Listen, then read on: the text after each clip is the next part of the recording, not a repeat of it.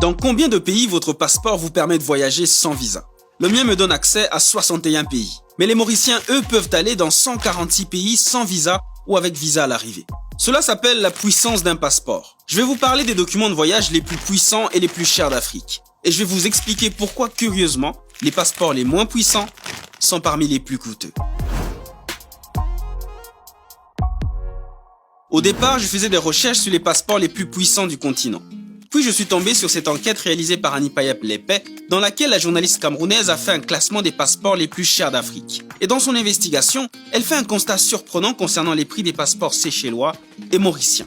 Il y a $42 pour l'un et $18 pour l'autre. Pendant que le Cameroun, qui est 92e mondial, qui ne donne accès qu'à 15 pays sans visa et une trentaine de pays avec visa à l'arrivée, parfois payant, offre son passeport à 110 000 francs CFA. Donc c'est très contradictoire. Je vous explique. Plus votre passeport vous ouvre des portes dans le monde, plus il est puissant.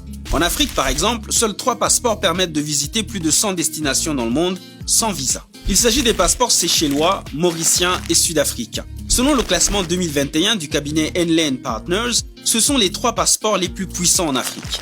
Et donc, on se serait attendu à ce que ces passeports-là soient les plus chers.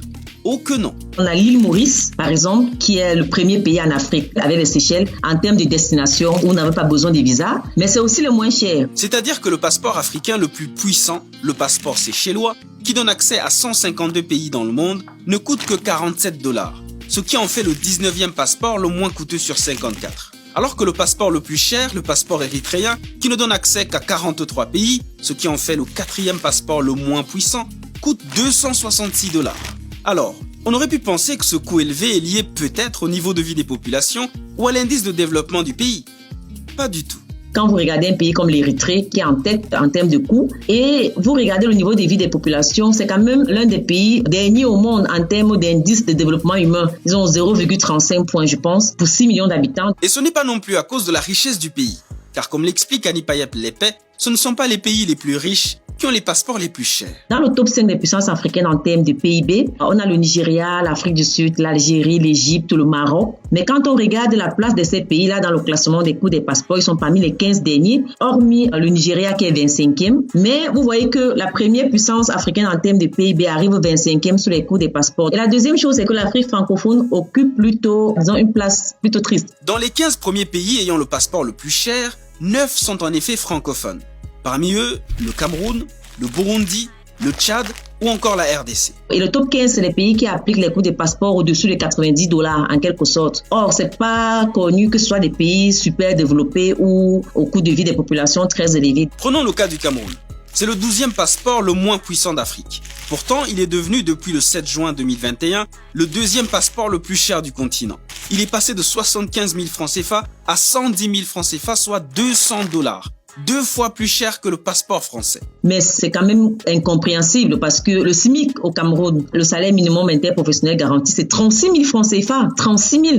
Donc le passeport, c'est 3 fois plus cher que le SMIC. Je ne trouve pas ça logique du tout. L'ordonnance numéro 2021/003, qui modifie la loi de finances 2021, ne dit pas pourquoi le président camerounais a décidé d'augmenter les prix. Mais pour la journaliste Anipayap Lepay, c'est plus qu'évident. On sait tous, ceux qui vivent au Cameroun, que l'État traverse des moments difficiles en termes de recettes, en termes de finances. On a la guerre au nord-ouest et au sud-ouest qui dure depuis quelques années maintenant. On a la guerre avec Boko Haram qu'on a entamée depuis longtemps maintenant. Et toutes ces guerres-là coûtent beaucoup d'argent. Et on a la Covid qui a créé quand même un déséquilibre qui était déjà perceptible avec la chute des coûts de pétrole. Ce qui veut dire que certains pays comme le Cameroun, qui ont du mal à diversifier leur économie, s'appuieraient sur les documents de voyage pour renflouer les caisses de l'État. Ce qui pour moi n'est pas normal parce que le passeport devrait être comme la carte nationale d'identité, dont on ne peut pas s'appuyer dessus pour faire des prévisions budgétaires. Autre curieux constat, le lien entre démocratie, développement et coût des passeports. J'ai l'impression que plus les pays sont autoritaires et plus ils appliquent des coûts des passeports élevés. Et vous avez les pays comme le Burundi, le Mali, la Guinée-Bissau, même le Cameroun, c'est pas vraiment les pays où vous pouvez vous dire que c'est des pays super démocratiques. En Érythrée, par exemple, le passeport serait cher parce que les autorités voudraient décourager les Érythréens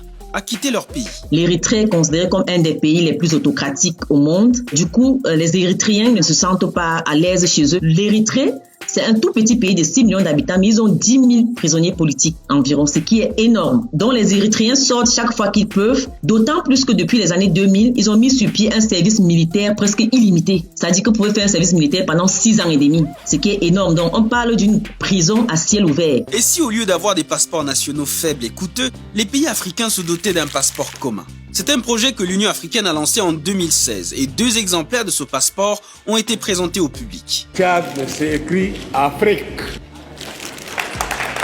Selon l'indice de l'UA et de la Banque africaine de développement, les Africains ont besoin de visas pour voyager dans 46% des autres pays africains. Un passeport commun permettrait non seulement aux Africains de voyager dans tous les pays africains, mais il augmenterait aussi du coup la puissance des passeports nationaux en leur donnant un accès d'office à 54 pays. L'objectif final étant de remplacer les passeports nationaux. Mais cela ne peut avoir de sens que si l'Union africaine effectivement impose un prix, un taux à chaque pays. Parce qu'en parcourant justement les prix des passeports, j'ai constaté qu'il y a des pays qui font les passeports communautaires plus chers que les passeports internationaux de leur pays ou moins chers. Et donc j'ai l'impression que si on fait un passeport africain et qu'on laisse à chaque État le soin de fixer le coût, eh bien on vivra exactement la même chose. Où en est le passeport africain? Et pourquoi certains pays africains sont réticents à l'idée d'ouvrir leurs frontières aux autres pays africains?